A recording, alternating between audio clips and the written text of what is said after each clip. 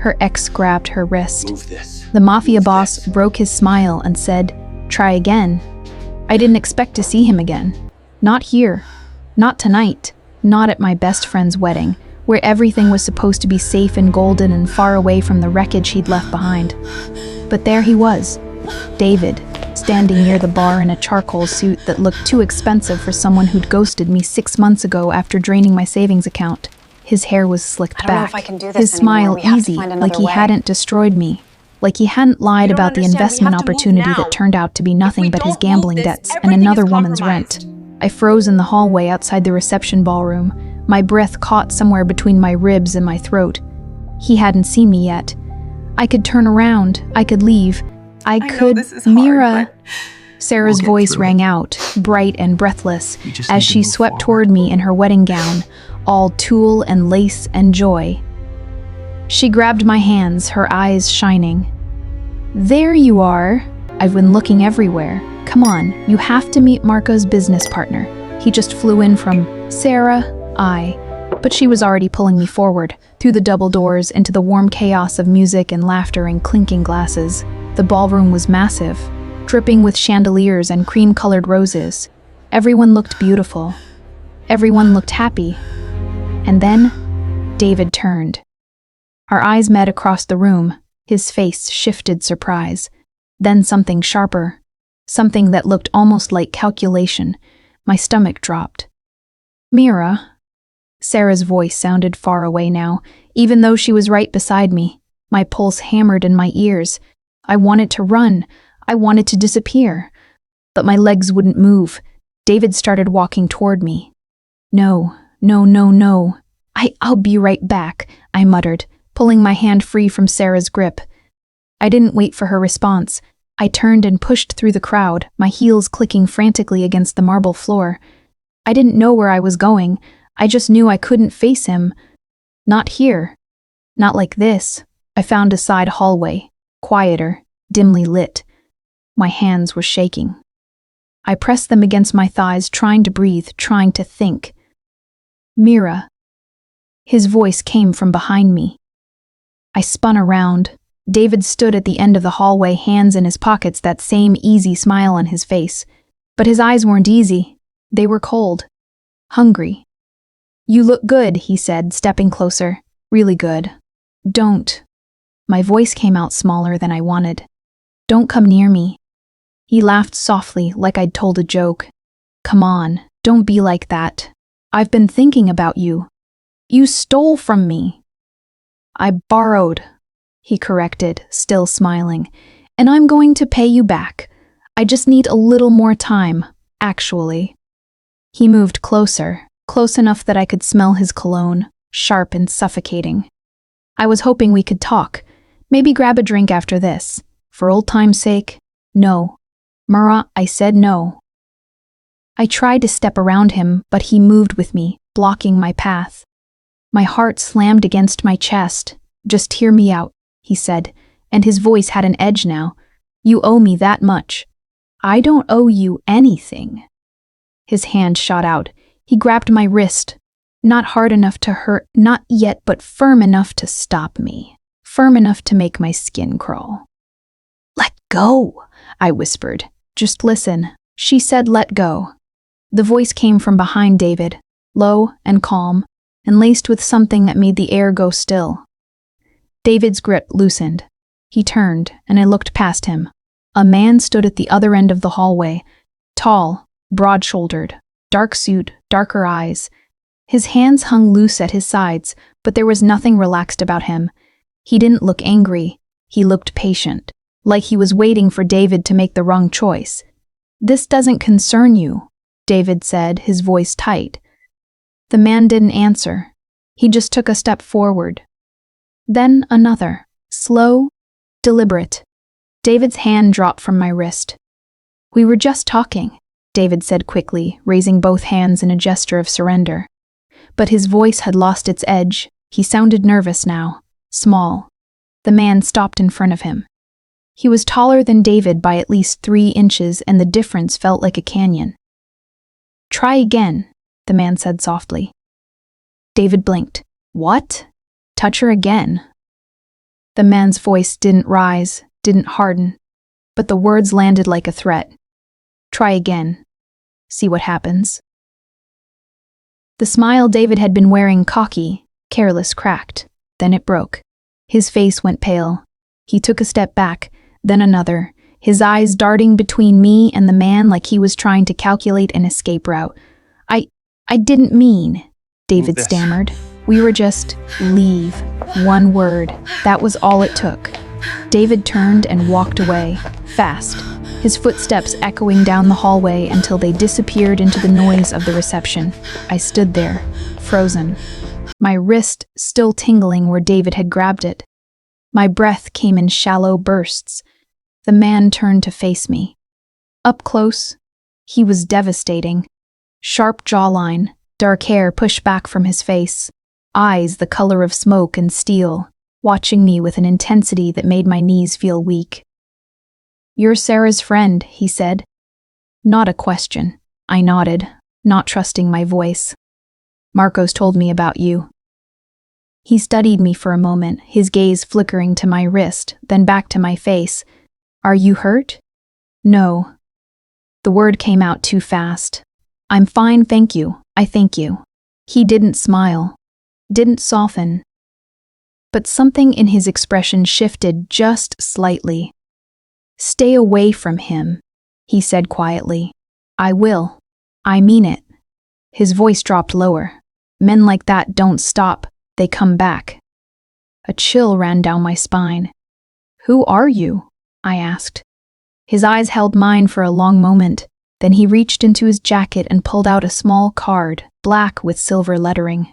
He held it out to me. I took it. My fingers brushed his, just barely, and the touch sent a jolt through me that I didn't understand. The card had a name, Dante Moretti, and a phone number. Nothing else. "If he bothers you again," Dante said, "call me." Before I could respond, he turned and walked away, disappearing into the shadows of the hallway like he'd never been there at all. I stood alone, my heart still racing, the card warm in my hand. I didn't know who Dante Moretti was, but I knew, with a certainty that made my chest ache, that my life had just changed. I didn't sleep that night. I tried. I lay in bed staring at the ceiling, replaying the moment over and over, David's hand on my wrist, the cold fear that had flooded my chest, and then Dante. The way he'd appeared out of nowhere. The way his voice had stayed so calm, so quiet, even as he'd made David shrink and flee like a scolded dog. Try again. 2 words. That was all it had taken. I didn't understand it. Didn't understand the authority in his voice, the weight of his presence. David wasn't the small man, he wasn't easily intimidated, but he'd looked at Dante like he was staring at something far more dangerous than he wanted to admit. And I'd felt it too. That pull. That gravity. I rolled over and grabbed my phone from the nightstand. The black card sat beside it, sharp-edged and minimal. I picked it up, running my thumb over the raised silver lettering. Dante Moretti. I typed the name into Google. Nothing. No social media. No LinkedIn. No news articles, just a few generic business registry hits that led nowhere. That should have been a red flag. In this day and age, everyone had a digital footprint. Everyone. But Dante Moretti? He was a ghost. I set the phone down and pressed my palms against my face, trying to settle the restless buzz beneath my skin. "If he bothers you again, call me." Why would he say that? Why would he care? I didn't know him. He didn't know me. We'd spoken for less than 2 minutes. And yet, the way he'd looked at me, not with pity, not with curiosity, but with something sharp and assessing, like he was cataloging every detail, like I mattered. I hated how much I wanted to see him again. By the time I dragged myself to work Monday morning, I'd almost convinced myself it was nothing. A random act of kindness, a protective instinct triggered by seeing a woman in distress. That was all. I worked at a small art gallery in the downtown district, a quiet job that paid just enough to cover rent and groceries. It wasn't glamorous, but it was mine. Safe. Predictable. I liked predictable.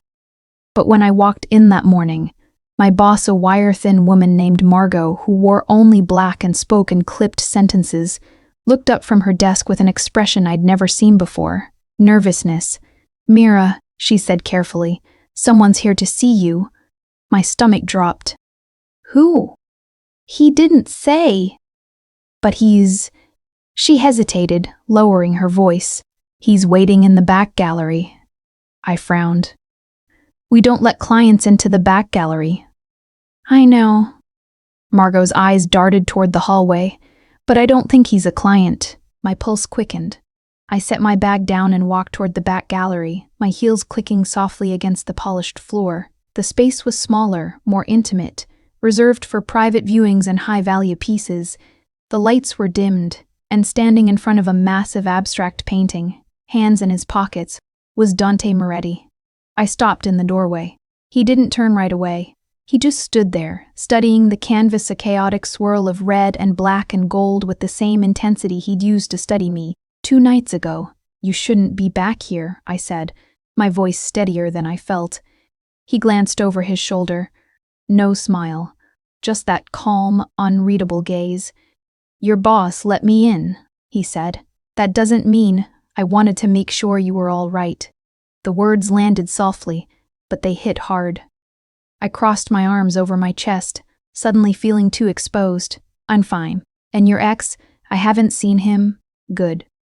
Dante turned fully now, his eyes locking onto mine. "But you will." A chill crawled up my spine. "What do you mean? Men like him don't stop, Mira. I told you that." "How do you know my name?" "Sarah mentioned it." "When? At the wedding?" He took a step closer. "Not threatening. Just deliberate. You left before I could introduce myself properly." I swallowed hard. "You're Margot's business partner." "I am." "What kind of business?" He tilted his head slightly, something almost like amusement flickering in his eyes. "Import, export, investments." It was the kind of answer that said nothing. "Why are you really here?" I asked. Dante studied me for a long moment. Then he reached into his jacket and pulled out a phone, sleek, black, expensive looking. He tapped the screen a few times, then turned it toward me. It was a photo of me leaving my apartment building this morning. My blood went cold. "Where did you get that?" "I didn't take it," Dante said evenly. "Someone else did." My hands started to shake. "Who?" "I don't know yet. But the photo was sent to someone I know, someone who works for people I'd rather you didn't meet." I couldn't breathe. "Why would anyone?" "Because you were seen with me." His voice was calm, but there was an edge beneath it now. "And that makes you interesting." "I wasn't with you. You just—" I broke off, panic rising in my chest. "You helped me. That's all." "I know." "Then why?" "Because that's how it works." He pocketed the phone. "You're connected to me now, whether you want to be or not. That's insane. It's reality." I took a step back, my mind racing. "I don't want this. I don't want any of this." "I know." Dante's expression didn't change, but something in his eyes softened just barely. "But avoiding it won't make it go away." "Then what am I supposed to do?" "Let me protect you." The words hung in the air between us. "I don't need protection," I said, but my voice sounded weak even to my own ears. Dante's gaze didn't waver. "You do. You just don't know it yet."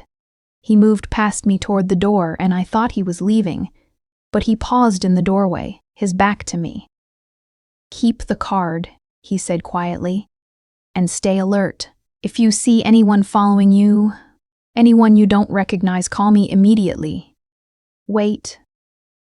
But he was already gone. I stood alone in the dimly lit gallery, my heart pounding, my thoughts spiraling. "You're connected to me now." I didn't understand. Didn't want to understand.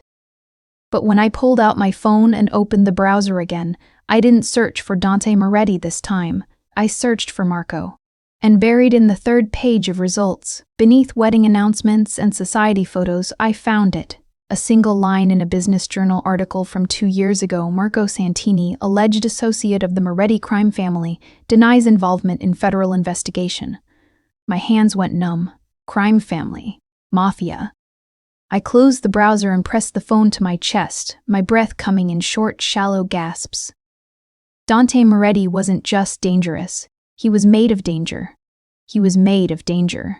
And somehow, without meaning to, I'd walked straight into his world. I didn't call him. For 3 days, I kept my head down, my routine tight. I went to work. I came home. I locked my door. I checked the windows twice before bed. I told myself I was being paranoid, that the photo meant nothing, that I'd imagined the weight in Dante's voice when he'd said, "Let me protect you," but I hadn't imagined it. And I knew, deep in the part of me that still remembered the feel of David's hand on my wrist, that something had shifted. On the 4th day, I broke my routine. Sarah called and begged me to meet her for coffee.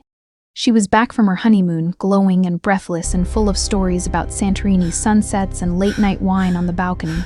I almost said no, but she was my best friend, and I'd barely spoken to her since the wedding. So I went. The cafe was small and tucked into a quiet corner of the city, the kind of place with mismatched chairs and hand-painted menus. Sarah was already there when I arrived, waving from a table near the window. She hugged me tight. "I've missed you." "It's been 4 days," I said, but I was smiling despite myself. 4 days too long. She pulled back, studying my face. "You look tired." "I'm fine." "Liar." She sat down and pushed a latte toward me. "Talk to me. What's going on?" I wrapped my hands around the warm cup, grateful for something to hold. "Nothing. Just work stuff. Work stuff doesn't make you look like you haven't slept in a week." I hesitated. I wanted to tell her. Wanted to ask her about Dante, about Marco, about the things I'd read online. But the words felt too big. Too dangerous. "Did you have fun?" I asked instead. "On the honeymoon?" Sarah's face lit up, and she launched into a story about a boat ride and a near miss with a jellyfish. I listened, nodding in the right places, letting her voice wash over me. But my mind was somewhere else. Across the street, parked along the curb, was a black car, tinted windows, engine off. No one getting in or out. It had been there when I arrived. My pulse quickened. Mira? I blinked, focusing back on Sarah. "Sorry. What?" "I asked if you liked Dante." My heart skipped. "What?" "Dante. Marco's partner." She grinned, stirring her cappuccino. "He asked about you." "He did?" "Mm-hmm. The morning after the wedding. He wanted to know how long we'd been friends, what you did for work, if you were seeing anyone." She raised an eyebrow. "I think he's interested." I swallowed hard. "He's not. He was just what? Being polite." Sarah laughed. "Dante Moretti doesn't do polite, trust me. If he's asking about you, it means something." I didn't know how to respond to that. Didn't know how to tell her that Dante's interest wasn't romantic. It was protective. Possessive, maybe, but not romantic. "Sarah," I said carefully, "what does Marco actually do?" Her smile faltered. "Just a little. What do you mean?" "For work. You said he's in investments, but he is, with Dante, yes." "And what kind of investments are we talking about?" Sarah set her cup down, her expression shifting into something guarded. "Why are you asking?" "Because I'm curious." "Curious or worried?" "Both." She sighed, leaning back in her chair. "Marco's family has money, Mira. Old money, the kind that comes with expectations and complications. But he's not involved in anything illegal, if that's what you're asking." "And Dante? What about him? Is he?" Sarah's eyes softened. "I don't know. Marco doesn't talk about Dante's business, but I do know this: Dante's loyal, protective. He's the kind of man who takes care of the people he cares about. I barely know him. You have to Maybe, move this. It's the but he only way we clearly can protect knows them. you." The word sent a I shiver down understand. my spine. I glanced out the tonight. window again. The black car was still there. I have to go, I said, suddenly standing. I don't know if I can do this anymore. What? We have We to just find got another here? way. I know. I'm sorry. I forgot I have a thing. An appointment. Sarah frowned. Mira, I'll call you later. I promise. I grabbed my bag and left before she could argue. Outside, the air was cold and sharp. I walked fast, my heels clicking against the pavement, my breath fogging in front of me. I didn't look back at the cafe. Didn't look at the black car, but I felt it. Felt the weight of eyes on me. I turned the corner, heading toward the bus stop, my heart pounding. The street was quieter here, lined with old brick buildings and narrow alleys. Fewer people. Footsteps echoed behind me. I walked faster.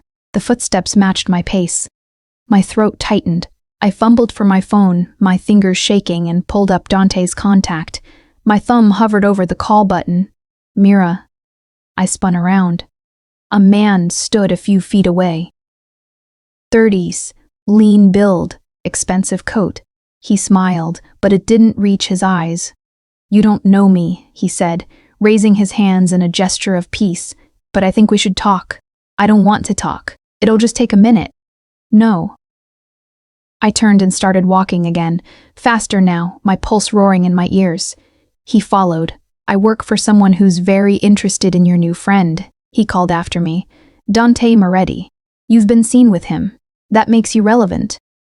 I didn't stop, didn't turn around. We just want to ask you a few questions. Nothing dangerous, just a conversation. I broke into a run.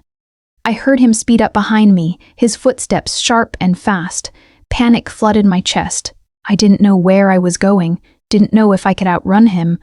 And then, a car pulled up beside me. Sleek. Black. The passenger door swung open. Get in. Dante's voice. I didn't think. I dove into the car, slamming the door shut behind me. Dante hit the gas before I even had my seatbelt on. I twisted in my seat, looking back. The man stood in the middle of the street, watching us disappear. Are you hurt? Dante asked. No. My voice shook. How did you? I've had someone watching you. I stared at him. What? Since the wedding? He didn't look at me. His eyes stayed on the road, his hands steady on the wheel. I told you, you're connected to me now. That makes you a target. You had someone following me, protecting you. That's not. I broke off, my breath coming too fast. Who was that man? Someone who works for the Rossi family. And who are they? Dante's jaw tightened. People I'd rather you never meet. Why do they care about me? Because I do. The words landed like a punch. I pressed my back against the seat, my mind spinning. This is insane. I didn't ask for any of this. I know. Then why? Because the moment I stepped into that hallway, the moment I touched your ex, I made you mine. His voice was quiet, but there was steel beneath it. And I don't let go of what's mine. Silence filled the car. I didn't know what to say. Didn't know if I was supposed to be angry or terrified or something else entirely. But when I looked at Dante at the hard line of his jaw, the way his hands gripped the wheel like he was holding something back, I didn't feel afraid. I felt safe. And that scared me more than anything. Dante didn't take me home. Instead, he drove in silence through the city, winding through streets I didn't recognize, until the buildings grew taller and the lights grew brighter. We pulled into an underground garage beneath a high-rise that looked like it cost more than I'd earned in 10 lifetimes. He parked in a private spot marked with a single letter, M. Where are we? I asked. Somewhere safe? That's not an answer. He shut off the engine and turned to face me. You can't go back to your apartment. Not tonight. Maybe not for a while. My chest tightened. Why? Because the Rossi family knows where you live. His voice was calm, but his eyes were hard. And if they know, others will too. You're not safe there. So what am I supposed to do? Just disappear? For now, yes. That's insane. That's survival. I stared at him, my hands curling into fists in my lap. I have a job, a life. I can't, just you can. He opened his door, stepping out. and you will." Before I could argue, he was walking toward the elevator. I sat there for a moment, my heart pounding, my thoughts a tangled mess. Then I grabbed my bag and followed. The elevator ride was long. Quiet. Dante stood with his hands in his pockets, his gaze fixed on the numbers climbing higher and higher. I stood on the opposite side, my arms crossed, trying to steady my breathing. "How long have you been having me followed?" I asked. "Since Saturday." "Why didn't you tell me?" "Because you would have said no." "You're damn right I would have." His lips twitched almost a smile, but not quite. "I know." The elevator doors opened. The penthouse was not what I expected. It wasn't cold or sterile or ostentatious. It was warm. Dark wood floors, floor-to-ceiling windows overlooking the city, soft lighting that made everything feel intimate. There was a fireplace, a leather couch, shelves lined with books. It felt lived in, real. Dante walked to the windows, his hands still in his pockets, his silhouette framed by the glittering skyline. "You'll stay here," he said. "There's a guest room down the hall, bathrooms stocked. If you need anything, ask." "I'm not staying here." "Yes, you are." "You can't just—" "I can." He turned to face me, his expression unreadable. "And I am. This isn't a negotiation, Mira. It's a fact." Anger flared in my chest. "You don't get to decide that. I do when your safety is at stake." "I'm not some damsel you get to lock away." "No," he said quietly, cutting me off. "You're someone who's in danger because of me, and I don't let people get hurt because of me. Not if I can stop it." The words hung heavy in the air. I wanted to argue, wanted to tell him he was wrong, that I could take care of myself, that I didn't need him. But the truth was, I didn't know if any of that was true anymore. "I'll call my boss," I said finally, my voice tight. "Tell her I'm sick, but I'm not staying here forever, just until it's safe." "And when will that be?" Dante's eyes darkened. "When the Rossi family stops looking for leverage." "Leverage for what?" He didn't answer. The guest room was nicer than my entire apartment. King-sized bed, soft linens, a view that stretched all the way to the harbor. I sat on the edge of the mattress, my phone in my hands, staring at the screen. I called Margot. Told her I had the flu. She didn't sound convinced, but she didn't push. Then I called Sarah. "Hey," she answered brightly. "You okay? You ran out so fast?" "I'm fine," I said quickly. "I just needed some air." "Are you sure? You sounded weird." "I'm sure." I forced a smile into my voice. "Listen, I might be out of touch for a few days. Just don't worry, okay? Mira, I'm fine. I promise. I'll call you soon." I hung up before she could ask more questions. Then I sat in silence, staring at the phone, trying to process everything that had happened in the last 4 days. A knock at the door made me jump. "It's open," I called. Dante stepped inside, holding a glass of water and a plate with a sandwich. He set them on the nightstand without a word. "I'm not hungry," I said. "Eat anyway. I'm not a child." "Then stop acting like one." I glared at him. He didn't flinch. "Why are you doing this?" I asked. "Really, you don't know me. You don't owe me anything." Dante was quiet for a long moment. Then he moved to the window, his back to me, his hands clasped behind him. "My sister was 22 when she died," he said quietly. My breath caught. "She got involved with the wrong person. Someone from a rival family. She thought she could handle it, thought she was safe, because she was smart, because she was careful." His voice didn't waver, but I could hear the weight in it. "She wasn't. They used her. And when they were done, they killed her." My chest ached. "I wasn't there," Dante continued. "I was in another city. By the time I found out, it was too late. Dante, I don't let it happen again." He turned, his eyes locking onto mine. "I don't let people I care about get hurt, not if I can stop it. You barely know me. I know enough." The words settled between us, heavy and undeniable. "I'm sorry," I whispered. About your sister. He nodded once, then turned back to the window.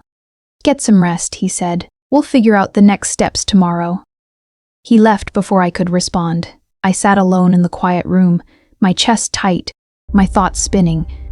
Dante Moretti wasn't just dangerous. He was haunted. And somehow, I was caught in the echo of his grief. I didn't sleep well. I woke up twice once from a dream I couldn't remember. Once from the sound of voices outside my door. Low, tense. I pressed my ear to the wood but couldn't make out the words. When I finally emerged the next morning, the apartment was quiet.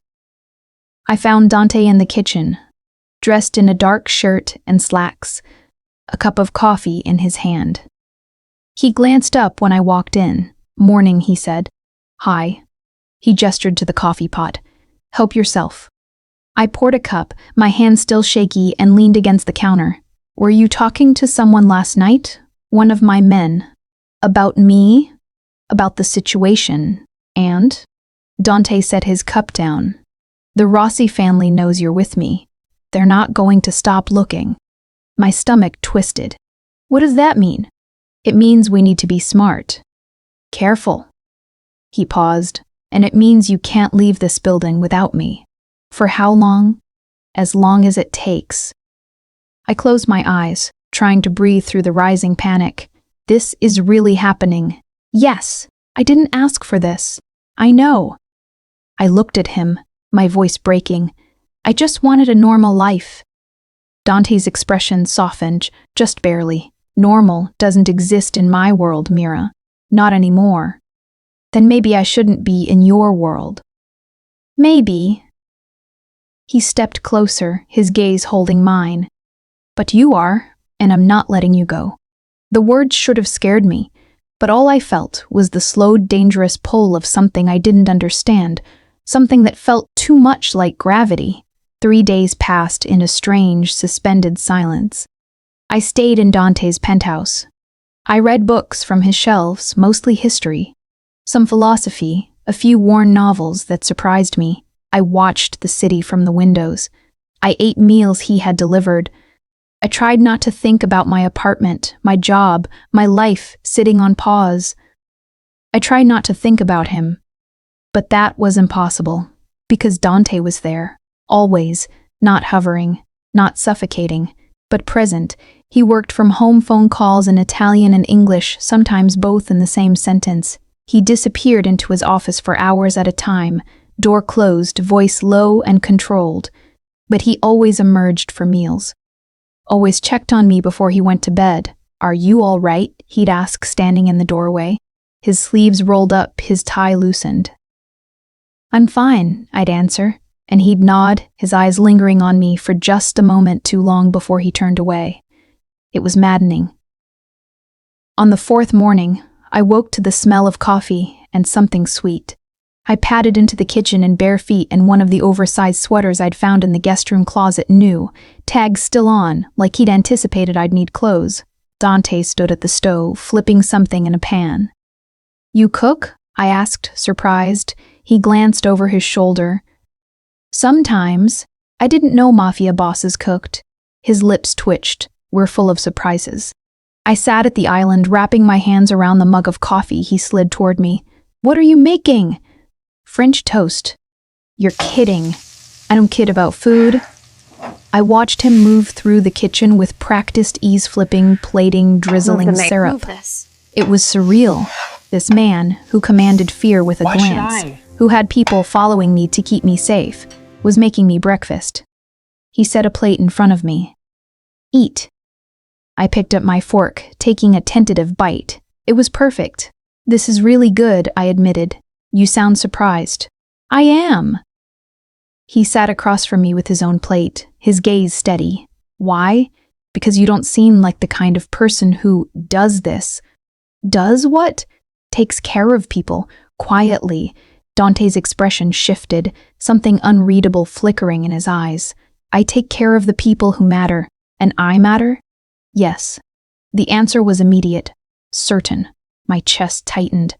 Why? I asked softly. You still haven't really explained why. Dante set his fork down, leaning back in his chair. For a long moment, he just looked at me studying, weighing. Because when I saw you in that hallway, he said finally, you looked like you were trying not to break. And I know what that feels like. My throat closed up. And because, he continued, his voice quieter now, I don't meet many people who make me want to be careful. Careful? With them. With myself. He paused. You make me want to be careful. I didn't know what to say. Didn't know how to process the weight of those words, so I just looked at him, my heart pounding, and whispered, I don't know how to do this. Do what? Whatever this is. Dante's gaze didn't waver, neither do I. Later that afternoon, Dante had a meeting. He told me he'd be gone for a few hours, that his head of security, a man named Luca, would be stationed outside the apartment, that I should stay inside, keep the door locked, call him if anything felt wrong. I nodded, trying not to let the anxiety show on my face, but the moment the door closed behind him, the apartment felt too big, too quiet. I tried to distract myself. I turned on the TV, flipped through channels, found nothing that held my attention. I picked up a book, read the same paragraph 3 times, gave up. Finally, I went to the window. The city stretched out below me, vast and indifferent. Somewhere down there, people were living normal lives, going to work, meeting friends, complaining about traffic. I missed normal. I missed not being afraid. My phone buzzed. I pulled it out, my stomach twisting when I saw the name. David. I stared at the screen, my pulse quickening. The message was short. We need to talk. It's important. I should have deleted it, blocked him. But my thumb hovered over the screen, some stupid, self-destructive part of me curious about what he could possibly want. Another message appeared. I know you're with him.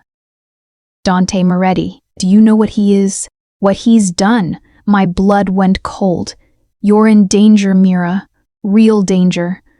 Let me help you. I dropped the phone like it burned. How did David know where I was? How did he know about Dante? My hand shook. I picked the phone back up and dialed Dante's number. He answered on the second ring. What's wrong? David texted me. Silence. What did he say?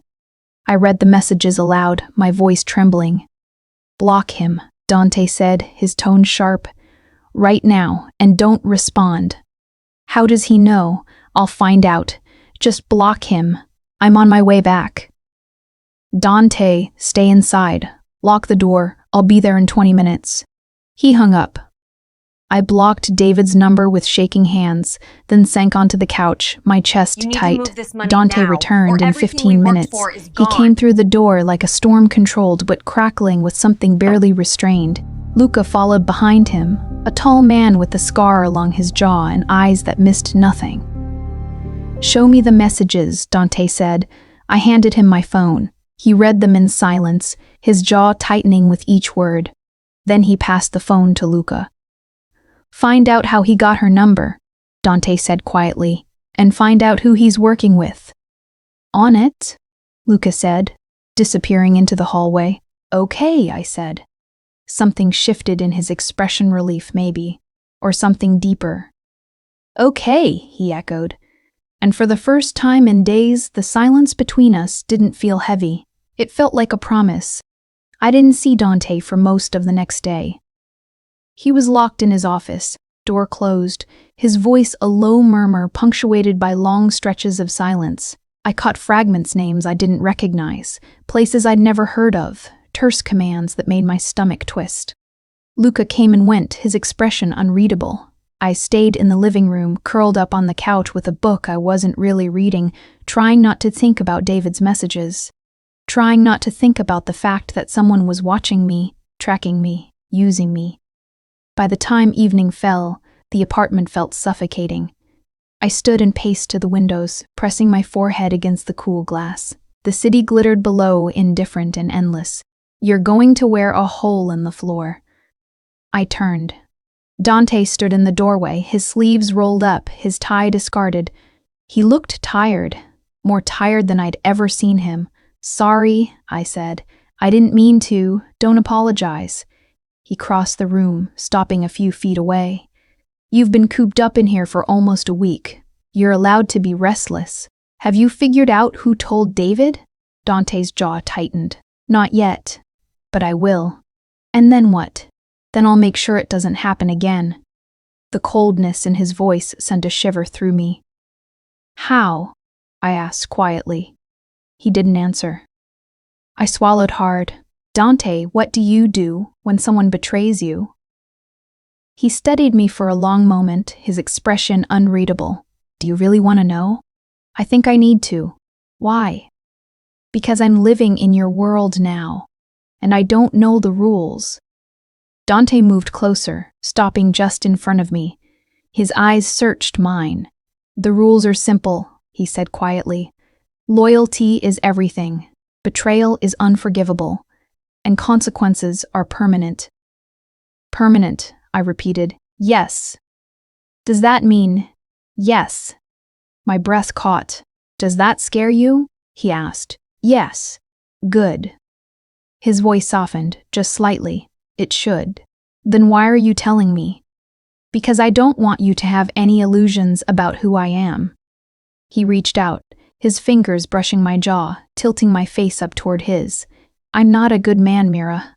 I've done things that would make you leave if you knew the details. But I'm trying to keep you safe, and that's the only thing I can promise.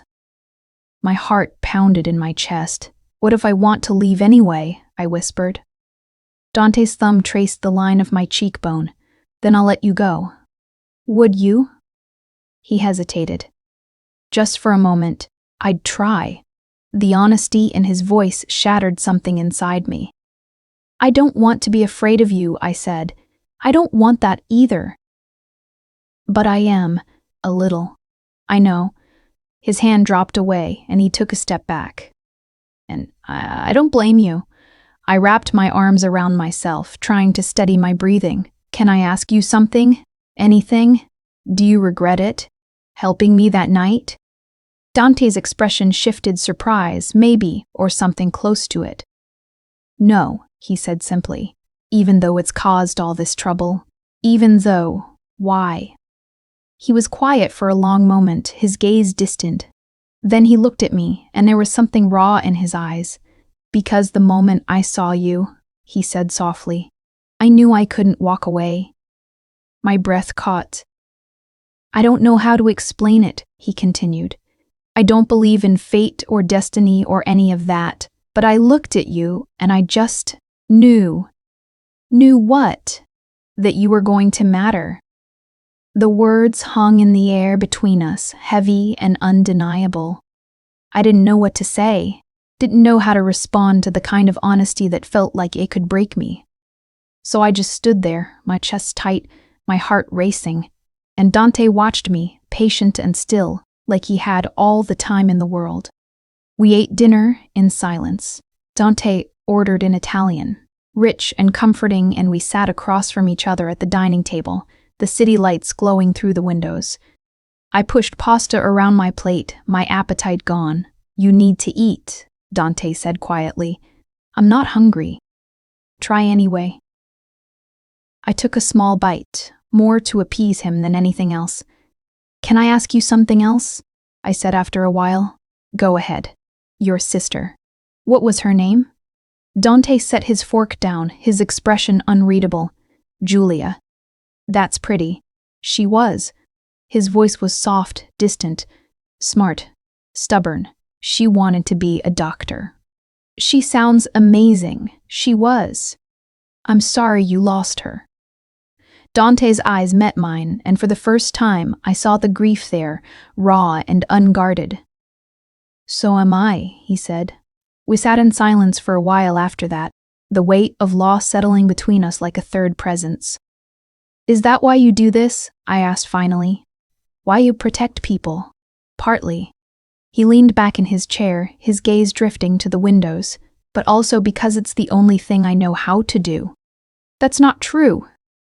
He glanced at me, one eyebrow raised. No? No. You're good at a lot of things. I hesitated, then added, You're good at making me feel safe, even when I shouldn't."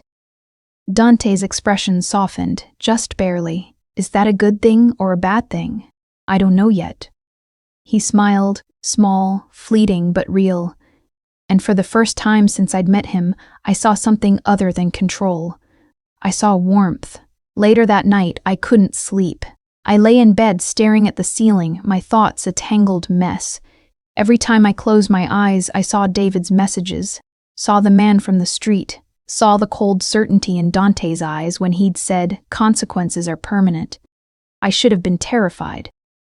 I was terrified. But I was also something else. Something I didn't want to name. I threw off the covers and padded out into the hallway, intending to get water.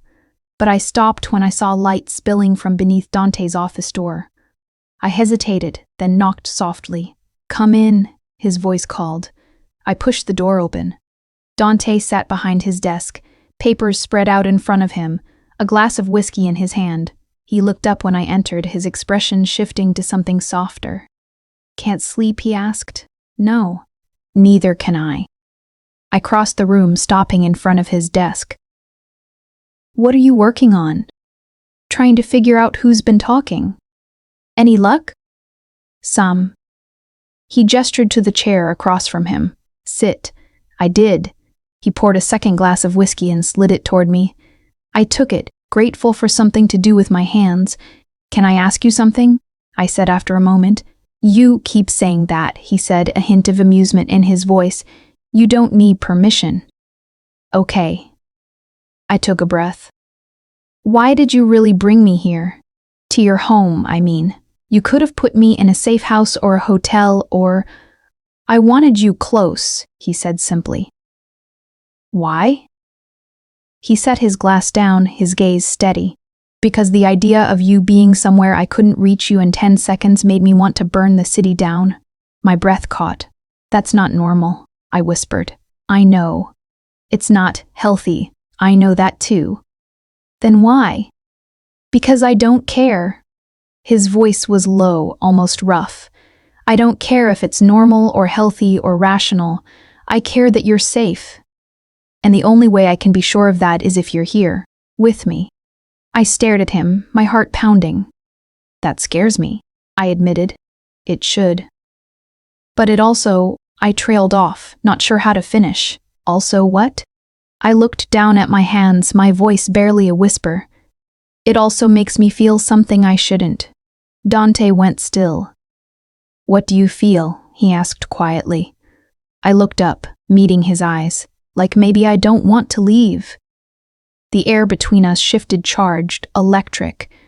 Dante stood slowly, rounding the desk. He stopped in front of me, close enough that I could feel the heat of him. "Mira," he said softly, "if you stay, it won't be because I'm keeping you here." "I know." "It'll be because you chose to." "I know," I whispered. He reached out, his hand cupping my face, his thumb brushing my cheek. "Then choose," he said. I looked up at him, my breath shallow, my heart racing. And I realized, terrifyingly, that I already had. I didn't move. I sat there, frozen. Dante's hand warm against my cheek, his eyes searching mine with an intensity that made it hard to breathe. "I don't know how to choose this," I whispered. "Yes, you do." His voice was soft but certain. "You already did. The moment you walked into this room." "That's not fair." "No," he agreed. "It's not."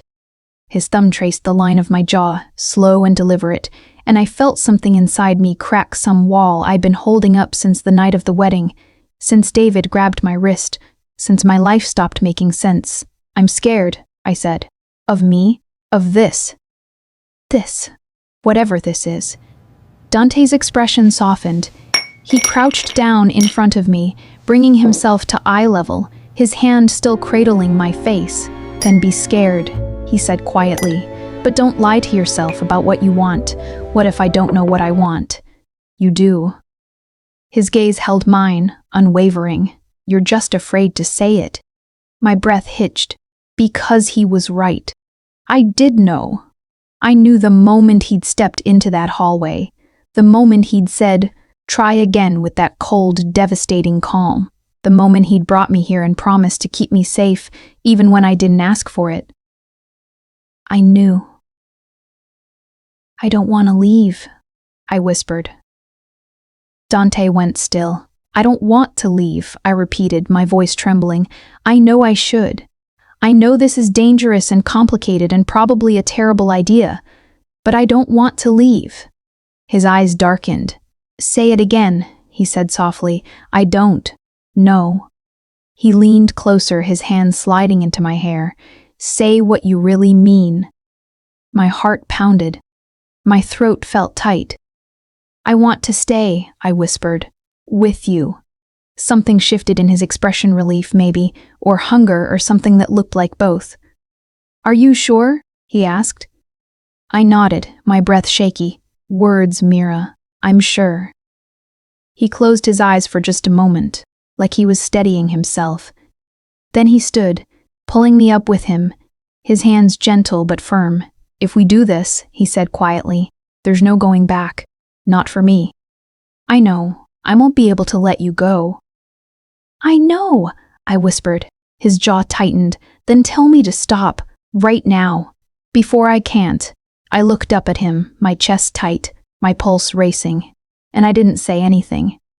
Dante exhaled slowly, his control visibly fraying. Then he kissed me. It wasn't rough. It wasn't demanding. It was slow, devastatingly slow, like he was memorizing the shape of me, the taste of me, the way I fit against him. His hand slid into my hair, tilting my head back, and I gasped against his mouth. He swallowed the sound, deepening the kiss, and I felt my knees go weak. I grabbed onto his shirt, my fingers curling into the fabric, anchoring myself. He pulled back just enough to look at me, his breathing unsteady, his eyes dark. "You're shaking," he said softly. "I know. Are you afraid?" "A little. Of me. Of this." I hesitated. "Of how much I want this." Something flickered in his eyes, something raw and unguarded. "Come here," he murmured. He led me out of the office, down the hallway to his room. It was simpler than I expected. Dark walls, a large bed, minimal furniture, nothing extravagant. Just clean and quiet and somehow him. He closed the door behind us, then turned to face me. "We don't have to do anything you don't want," he said quietly. "I need you to know that. I know. If you want to stop, I don't." He studied me for a long moment, searching my face. Then he stepped closer, his hand settling on my waist, gentle but possessive. "Tell me if I'm going too fast," he said. I nodded, my breath shallow. He kissed me again, slower this time, his hands moving up my sides, skimming the curve of my ribs. I shivered under his touch, and he pulled back, his gaze questioning. "Okay?" he asked. "Yes." His hands found the hem of my sweater, and he paused, waiting. I nodded. He lifted it slowly, carefully, and I raised my arms to help. The sweater fell to the floor, and I stood there in just my jeans and bra, my skin prickling with nerves and anticipation. Dante's gaze traveled over me, slow and deliberate, and I felt heat flood my cheeks. "Don't hide from me," he said softly. "I'm not. You are." He reached out, his fingers brushing my jaw, guiding my face up. "You're beautiful, Mira. Don't hide." Tears pricked at the corners of my eyes. I didn't know why. Maybe because no one had ever looked at me like that before. Like I was something precious. Something worth protecting. "Come here," he murmured, pulling me closer. I went willingly, letting him guide me to the bed. He sat on the edge, pulling me between his knees, his hands resting on my hips. "We'll go slow," he said. "As slow as you need." "Okay."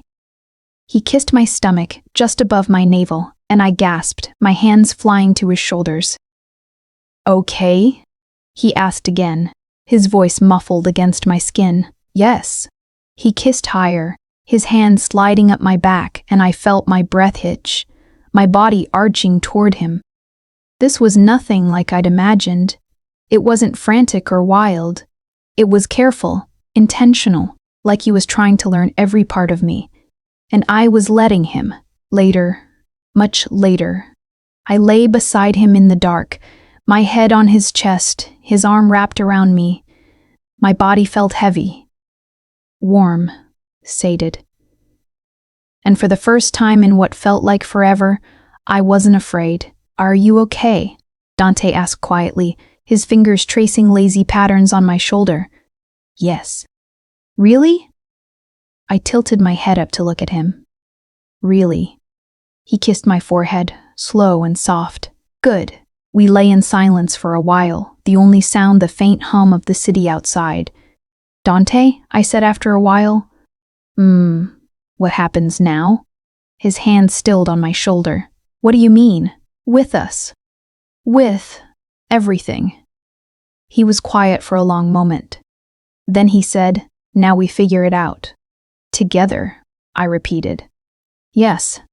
I closed my eyes, pressing my face against his chest. "I'm still scared. I know. But I trailed off, not sure how to finish." "Also what?" I hesitated. Then, softly, I said, "Happy." Dante's arms tightened around me. "Good," he murmured. "Because I'm not letting you go." It should have scared me. But it didn't, because somewhere between the fear and the danger and the impossible choices, I'd stopped wanting to run. I'd stopped wanting to be anywhere but here. With him. I woke to the sound of voices.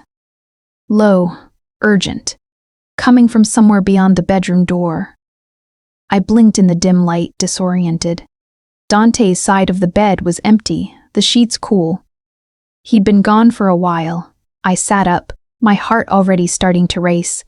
The voices grew louder. One of them Dante's, the other unfamiliar. Sharp. Angry. I slipped out of bed, pulling on Dante's shirt from the night before. It hung to my thighs, smelling like hymn smoke and cedar and something darker. I crept to the door and cracked it open. Dante stood in the living room, dressed in slacks and a half-buttoned shirt, his back to me. Luca was there, and two other men I didn't recognize. One of them was bleeding from a cut above his eyebrow. "Don't care what Rossi thinks he's entitled to," Dante was saying, his voice cold and controlled. He crossed the line. "He's threatening the shipment," Luca said.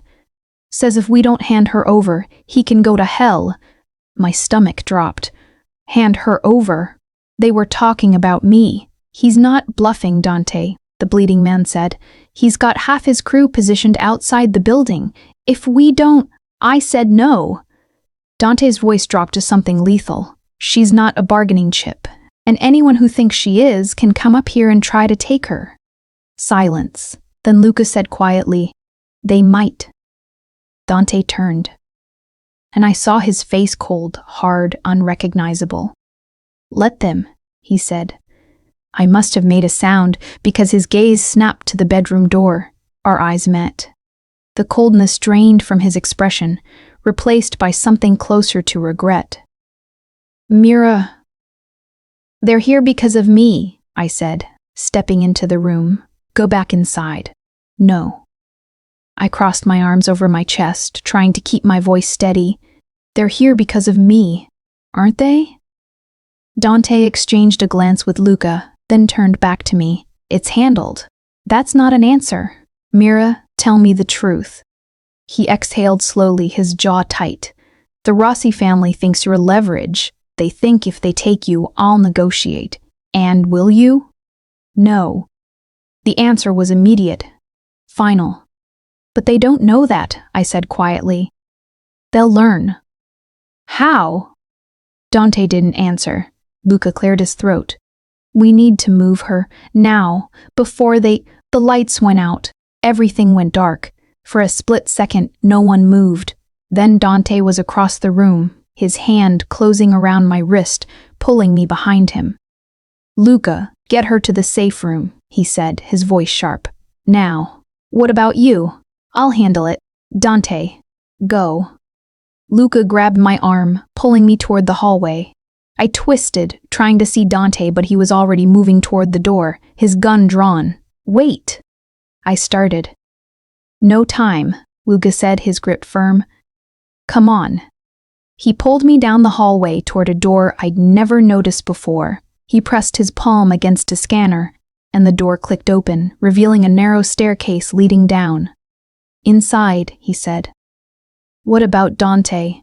He can take care of himself." "You can't. Move." I hesitated, my heart pounding. Then I heard the sound of shattering glass. Lucas shoved me through the door. The safe room was small. Concrete walls. A single light overhead. A metal bench. No windows. Luca locked the door behind us and pulled out his phone, speaking rapidly in Italian. I pressed my back against the wall, my breath coming in short, shallow gasps. "What's happening?" I asked. "They breached the building." "How many?" "Enough." He glanced at me. "Don't worry. Dante's got this." "How do you know?" "Because I've seen him handle worse." I wrapped my arms around myself, trying to steady my breathing. Above us, I heard the muffled sound of shouting. Gunfire. My stomach twisted. "Is he going to be okay?" I whispered.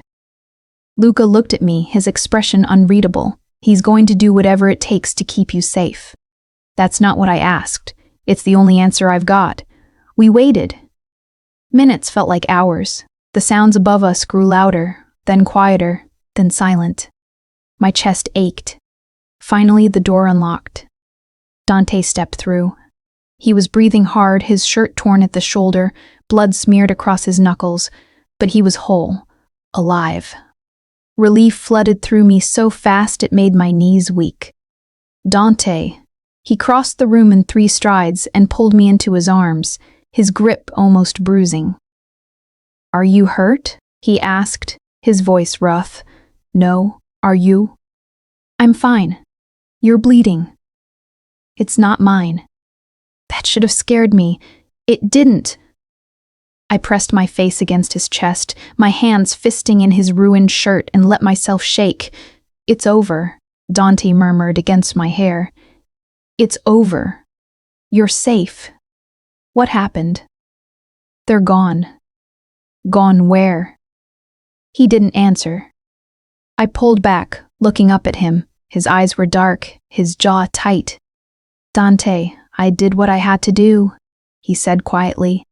"To protect you." I swallowed hard. "How many? Does it matter?" "Yes." He held my gaze for a long moment. Then he said, "4." My breath caught. "They came for you," he continued, his voice low. "They would have taken you, hurt you, used you. I couldn't let that happen." "I know. Do you?" His hand cupped my face, his thumb brushing my cheek. "Do you really understand what I just did?" "Yes." "And you're not running?" I looked at him, at the blood on his hands, the exhaustion in his eyes, the fierce, unrelenting protectiveness that radiated from him. "No," I whispered. "I'm not running." Something broke in his expression. He kissed me hard, desperate, like he was trying to prove I was real. And I kissed him back just as hard, because he was. He was real. And he was mine. The penthouse felt different after that night. Quieter. Heavier.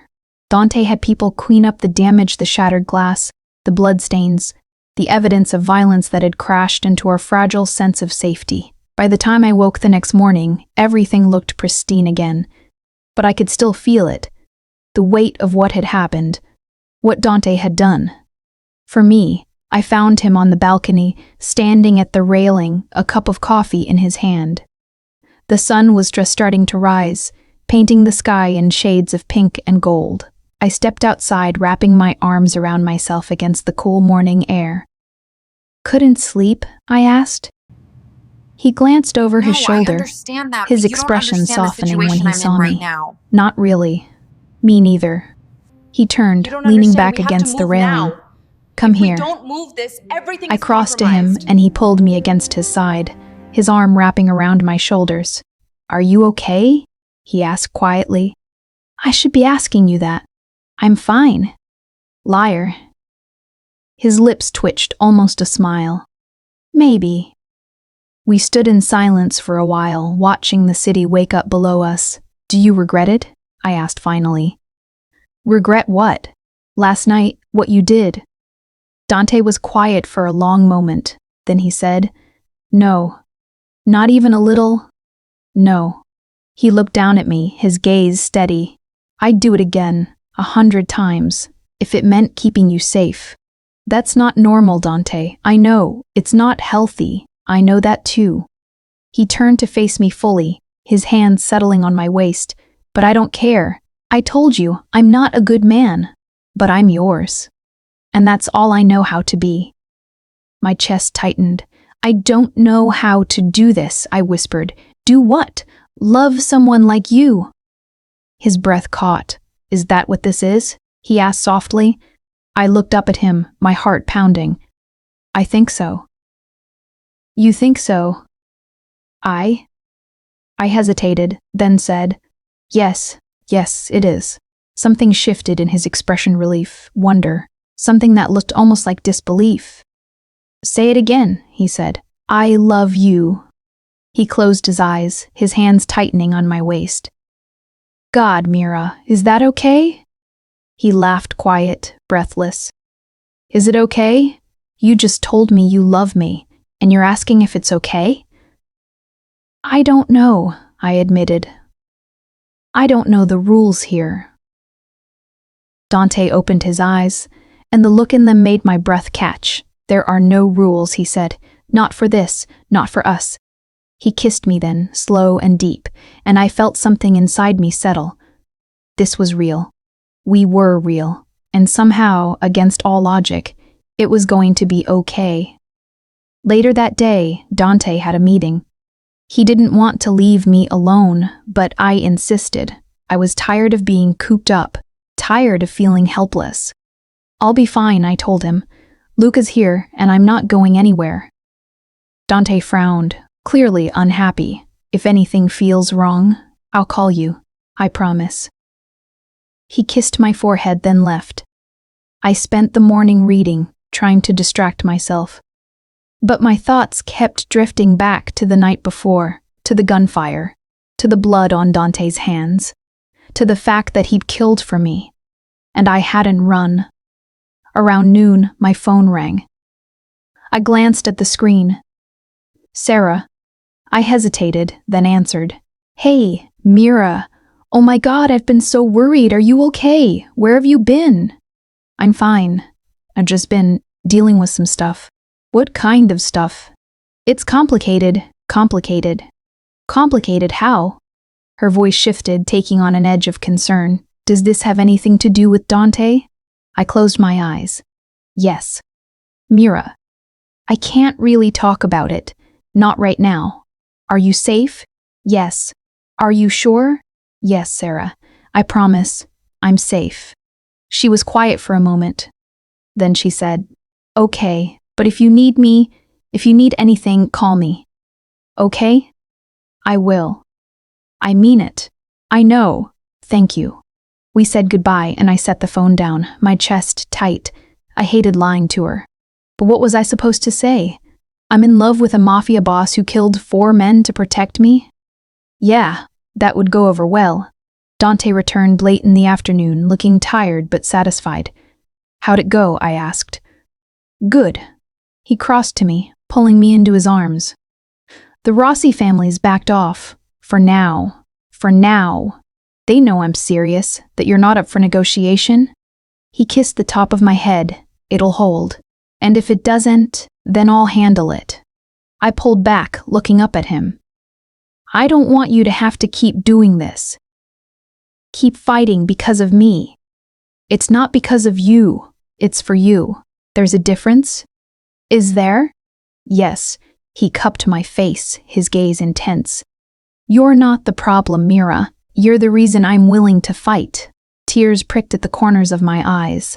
I don't deserve you, I whispered. You're wrong. His voice was fierce. You deserve everything, and I'm going to spend the rest of my life making sure you get it. The rest of your life? Yes. That's a long time. I know. He smiled small but real. Think you can put up with me that long? I laughed, even as tears spilled down my cheeks. I think so. Good. He kissed me softly. Because I'm not letting you go, not ever. And for the first time since this all started, I believed him.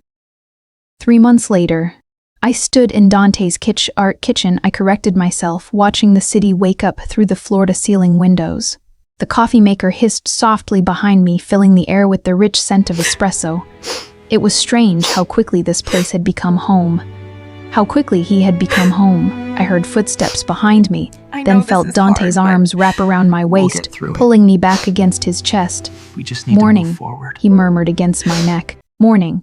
You're up early. Couldn't sleep. Bad dreams? No, just I hesitated. Thinking. About everything. I turned in his arms, looking up at him, about how different my life is now. In a good way or a bad way? Both. He smiled, brushing a strand of hair away from my face. Honest. I like it. I'm trying. I know. He kissed my forehead. What were you thinking about specifically? I bit my lip. About how 3 months ago I was terrified of you. And now I can't imagine my life without you. Is that a bad thing? I don't know. Maybe. I looked up at him. Does it scare you, how fast this happened? No. Why not? Because when you know, you know. His hands settled on my waist, and I knew the moment I saw you. That's not rational. Love isn't rational. I smiled, despite myself. When did you get so philosophical? I've always been philosophical. You just didn't notice. Liar. He laughed, and the sound was warm and genuine and so unlike the cold, controlled man I'd met at the wedding. Come on, he said, pulling back. I have something to show you. What? You'll see. He led me to his office, the one room in the penthouse. I still felt like I was intruding in and gestured to the desk. A folder sat on the polished wood, thick and official looking. What is it? I asked. Open it. I picked up the folder, my heart beating a little faster, and flipped it open. Inside were documents, legal documents, with my name on them. What is this? I asked, scanning the pages. Ownership papers, Dante said quietly, for the gallery. I blinked. What? I bought it, the gallery you work at. It's yours now. My hands started to shake.